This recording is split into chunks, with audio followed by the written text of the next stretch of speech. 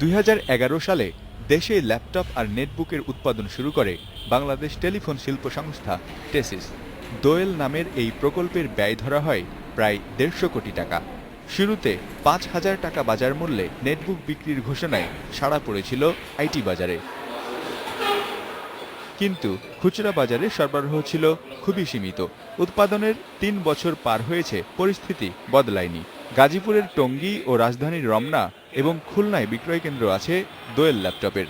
এর বাইরে রাজধানী বা দেশের কোথাও কোনো কম্পিউটার মার্কেটে দোয়েল ল্যাপটপ নেটবুকের কোনো শোরুম নেই। তাই কম দামের চমকে দোয়েল ল্যাপটপ নিয়ে ক্রেতাদের মধ্যে শুরুর দিকে যে আগ্রহ ছিল তাও হারিয়ে গেছে। দোয়েল ল্যাপটপ আসলে শুনছি আছে এটা, বাট এটা সেভাবে প্রচারণা নাই। তো এটা আসলে এভাবে খোঁজা হয় নাই, প্রচারণা হবে এটা আর কি নাই, মানে মার্কেটে পাওয়া যাচ্ছে না আর কি। এই কারণে দোয়েলের বিক্রেতারা বলছেন প্রচারের অভাবে বিক্রিও কম। আমাদের মার্কেটিংটা নাই এবং আপনার যে অ্যাডভার্টাইজমেন্ট যেটাকে বলি আমরা, এটা হচ্ছে অন্যান্য কোম্পানির চেয়ে কম বিধায় আমরা এখন হচ্ছে একটু সেল কম বিধায় আমরা কিন্তু সরকারি প্রজেক্টে চলে যাচ্ছি।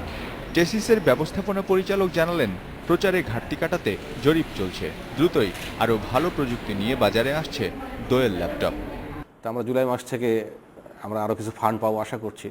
আমাদের ফান্ড থাকলে আমরা কিছু অর্থের সংশ্লেষ থাকেই সবসময় প্রচারণার জন্য। তা আমরা সেই ব্যাপারে কিছু ফান্ড অ্যারেঞ্জ করে আমরা চেষ্টা করছি জুলাই থেকে যেন আমরা আরেকটু ভালো মার্কেটিংয়ে যেতে পারি। আমরা ইতিমধ্যে কিছু মার্কেটে সার্ভে করছি, কীরকম চাহিদা আছে, কোন ধরনের কী প্রাইসে হলে ভালো হয়। এটা নিয়ে আমরা সার্ভে রিপোর্ট পাওয়ার পরে সেই হিসেবে আমরা সিদ্ধান্ত নেব ঠিক কীভাবে মার্কেটিংটা করা হবে। নতুন মডেলের দোয়েল ল্যাপটপের দাম কিছুটা বেশি পড়বে বলেও উল্লেখ করেন তিনি। Mizanur Rahman, independent news, Dhaka.